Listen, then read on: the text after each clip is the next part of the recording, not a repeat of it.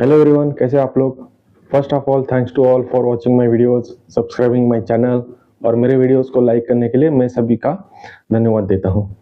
और जो लोग इस वीडियो को पहली बार देख रहे हैं, they all are welcome to my channel. मेरा नाम है अभिजीत और फिर मैं सारे बिगिनर गिटारिस्ट जो गिटार सीखना चाहते हैं या जिन्होंने अभी अभी गिटार सीखना शुरू किया है उन सब का मेरे चैनल के थ्रू इस बिगिनर गिटार लर्निंग जर्नी में स्वागत करता हूँ।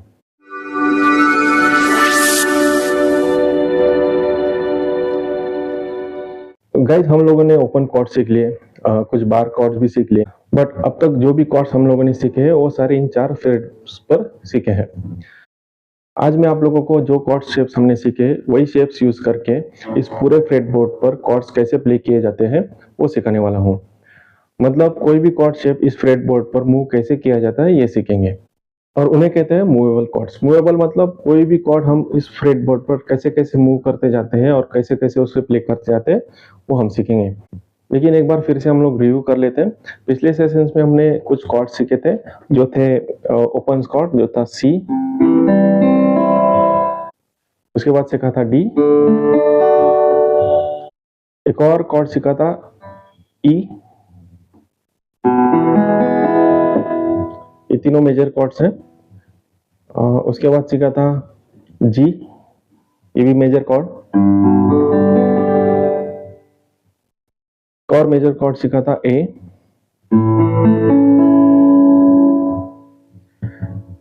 कुछ माइनर कॉर्ड्स भी सीखे थे जैसे डी माइनर, ए minor, E minor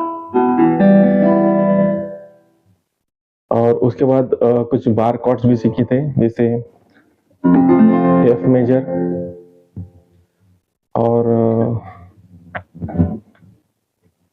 B flat minor,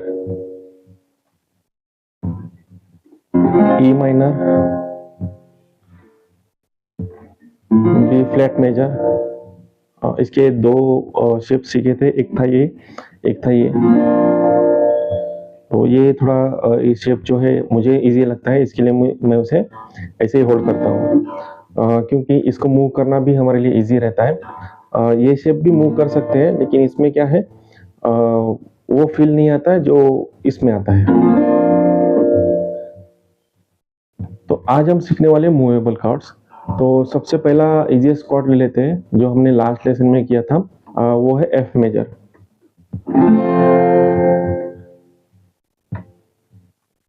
अब ये किस तरह से होल्ड करते हैं ये ऑलरेडी आपने पिछले लेसन में सीखा है। तो अब इस शेप को हम एक फ्रेट आगे शिफ्ट करते हैं तो वो बन जाएगा जी शार्प मेजर।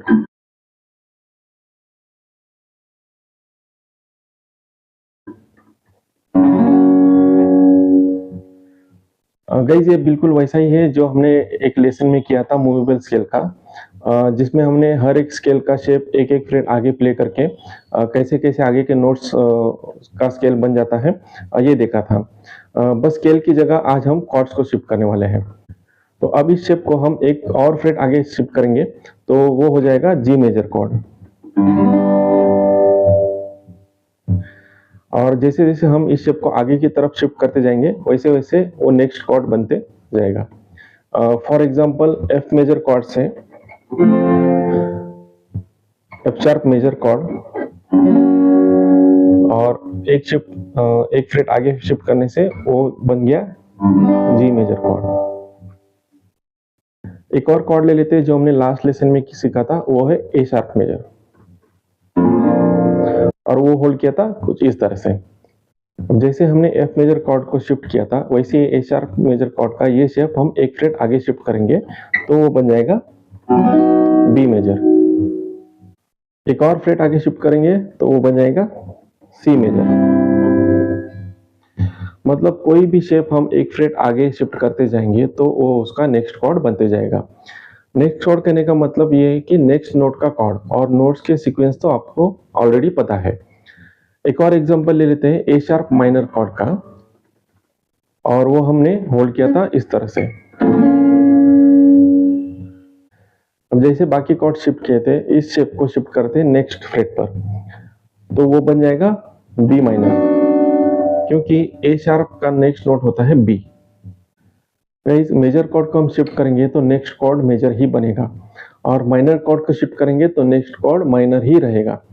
हम सिर्फ शेप को शिफ्ट कर रहे हैं, इसीलिए मेजर कॉर्ड मेजर ही रहेगा और माइनर कॉर्ड माइनर ही रहेगा, चाहे वो किसी भी फ्रेट पर प्ले करें।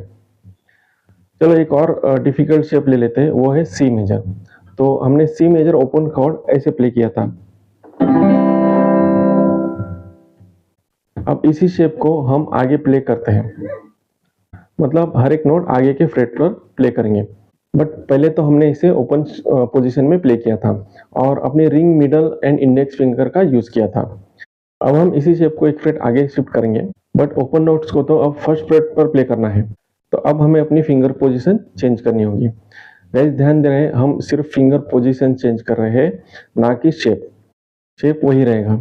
तो इसके लिए हम अपनी पिंकी फिंगर से ए स्ट्रिंग का 4th फ्रेट इस तरह से होल्ड करेंगे। क्योंकि हमने सी मेजर कॉर्ड के सारे नोट्स एक एक फ्रेट आगे शिफ्ट करने हैं, तो पिंकी फिंगर से ए स्ट्रिंग का 4th फ्रेट, रिंग फिंगर से डी स्ट्रिंग का 3rd फ्रेट और मिडल फिंगर से बी स्ट्रिंग का 2nd फ्रेट होल्ड करना है। अब इंडेक्स फिंगर से जी और ई स्ट्रिंग का 1st फ्रेट होल्ड करना है। गाइस ये शेप करना थोड़ा मुश्किल है, बट प्रैक्टिस से हो जाएगा।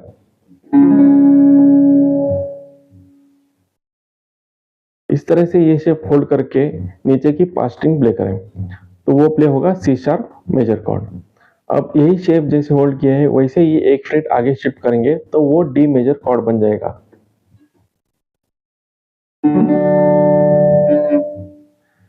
और जैसे जैसे इस शेप को आगे की तरफ शिफ्ट करते जाएंगे, आगे कॉर्ड्स प्ले होते जाएंगे।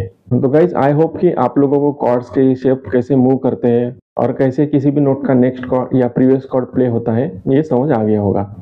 तो आज हम यही रुक जाते हैं और आप लोग इन सारी शेप्स को अच्छी तरह से प्रैक्टिस करें, साथ में कॉर्ड्स मूविंग की भी प्रैक्टिस करें। तो हम मिलते हैं नेक्स्ट वीडियो में एक नए लेसन के साथ। लेकिन जाने से पहले अगर आप मेरे अगले वीडियोस देखना चाहते हैं और उन वीडियोस के जरिए गिटार सीखना चाहते हैं तो इस वीडियो को लाइक और चैनल को सब्सक्राइब जरूर कीजिए। साथ में नोटिफिकेशन यानी बेल आइकन पर भी क्लिक कीजिए ताकि मेरे वीडियोस के जरिए आप लोग जल्दी से जल्दी गिटार सीख जाए। तब तक के लिए स्वस्थ रहें, मस्त रहें और गिटार प्रैक्टिस में व्यस्त रहें।